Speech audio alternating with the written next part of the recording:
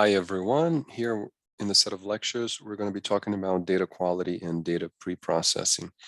So we're going to cover data quality issues, converting data across data types, converting data across scale measurements, other types of data transformation, and also dimensionality reduction. And I'm getting most of the content here from Moreira and others, the textbook that we are using in this course. So let's talk about data quality issues. There are multiple, including missing values, redundant data, inconsistent data, and noisy data, and outliers. So missing values. We have already noticed the missing value problems when we're looking into the state taxes data that we have. Although I think all the instances, all the states had total taxes, some did not have property taxes. We saw the X here. Maybe you were wondering, what does the X mean? Well, the X means that we don't have a number for that particular row, that particular instance and that particular attribute. As we have talked about, no values are really annoying because they are ambiguous. They can have multiple meanings. Maybe it means 0, or maybe it means it doesn't exist. So we don't know if Colorado does not have any property taxes, or maybe their property taxes or 0, they get 0 property taxes, or they define property taxes in a different way that other states define property taxes, or maybe because whoever set up this data set forgot to include, so they made a mistake, or they forgot it, or maybe they didn't have it at the time. So maybe in 2020, there was no property state taxes in these states, or property taxes in the states, but in 2019 there were, in 2018 there were, but not in 2020. Or so the point is that this information may be available in the data set metadata, so information about the data, but maybe it's not, and so it's ambiguous, and often these NA values, sometimes you call these NA values or no values, may need to be excluded from analysis. Notice how the values here have an X, and X is not, it might not be standardized by different kinds of data frames and different computer programs. So you may need to check for X, and when you see an X, you change it to a null value or NA value, usually in Python. So that's another pre-processing requirement that we may need to do as well. So generally, when we have missing values, we ignore them. So you ignore the values of attributes with at least one missing value. And often the standard libraries will just do that by itself. So if there's an attribute that you're looking at with a missing value, it may just remove the instances that are missing. So it will still calculate the whole. For example, if you calculate property taxes, it would still calculate, but usually just remove, not include these values in the calculation itself. You can also use remove objects, use only those instances of data with values for all attributes. So depending on the kind of analysis you do, you want to make sure that a particular attribute has property tax and license tax and sales and gross receipt taxes and so on, and only then you will use in your calculations. But that really depends the kind of domain and the kind of analysis you are doing. So that's another potential direction. Notice also objects. Often in the textbook, they use the term objects, and I think they use this term as what I usually call instances or individuals. The problem with objects is that kind of everything is an object, but I guess maybe everything is an instance too, but not really the way I've been speaking about it. So just a note on terminology that we're following here.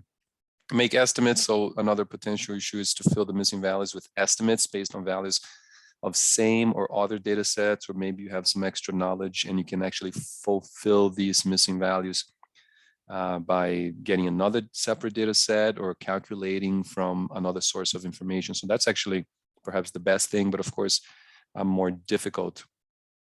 So it's really something to be careful. It's good to know if your analysis are indeed eliminating or ignoring the missing values when you're applying certain formulas.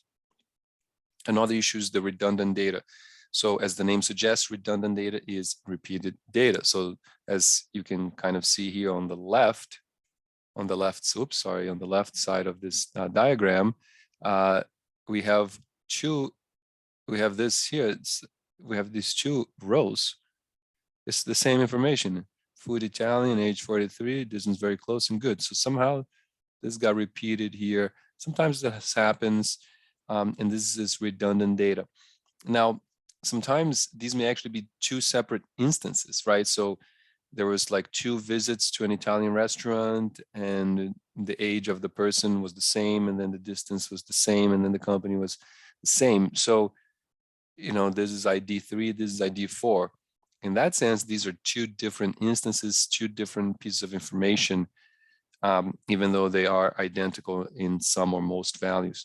But if they're completely redundant and just total repeat, we need to remove them. And sometimes this happens just because the way people create the data sets, mistakes, and so on. So that's something to be checked. Another issue is inconsistent data, and there are many ways that inconsistent data will show itself. I want to highlight something that happened here in the context of the exercise we did. I actually had cleaned this out, but I wanted to show you what I had to clean, because the data for the poverty by county in the United States that I got from the census had all the rows, all the instances, the records were counties, or most of them at least. And so each row is county information, and poverty is for the counties. However, as you can see here, one of the rows was for the whole United States. So this kind of screws up the data set, because you're assuming the data set is of counties, and if you want to do some manipulation, some aggregations, as we did, you just do it on everything because it's all county and you can aggregate as counties. But so if you have one row there, it throws it all off. And also, not only one row was the United States, there was also one row for each state. So here, Alabama, this is the whole state. So that's kind of good that there was information about the whole state there. But once again, it kind of screws up the whole data set, because now this whole data set is not just for counties. It has counties, it has states, and you got to figure out what is what. So that the data is kind of inconsistent. It's not just county. So you got to pay attention for that as well.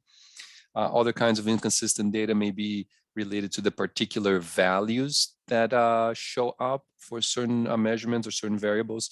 So for example, here you have weights of people in kilograms, and if we're talking about weights of people, they're usually between 3.5 kilograms from a baby to 100, maybe 150. That's a very, very heavy. So if you have 1,000 kilograms, that's not humanly possible. So something's wrong here with the data. And once again, could be mistake, could be somebody just entered the wrong value for whatever reason. There could be just wrong data. So this often needs to be checked as well. And lastly, we have the issues of noisy data and outliers. Now, noisy data is a kind of very broad term, so anything can be noisy data. The issues we talked about, this all can be considered kind of noise in the data. In the textbook, they kind of just draw a diagram with little splashes on the graph, but it doesn't really mean much, because what are the splashes? I don't understand. But I guess it could be possible noise, possible wrong values, rows that instances that shouldn't be there because it doesn't match the nature of the data set that you're dealing with. So noisy data can be all kinds of pieces of information can be noisy data. In fact, outliers can be considered a kind of noise. So outliers are those values that are in the data, but they're very far away from most of the other values for the most of the other instances. And sometimes those outliers are true representations of the reality, right? So this wouldn't be an outlier. This would be maybe noise or entirely wrong value, just a mistake. But some values are outliers. So this weight here of Nigel 115, this is a kind of outlier. Notice how most values are around 60 and 70, but this one person has weight of 115. So sometimes that screws up the calculations. It moves everything in a particular direction just because of one individual. So we need to make determinations of whether or not we will include outliers in our calculations. If we're going to remove, we have to have some good justifications for it, and so on. So these are some of the issues with data, and I'll see you next time.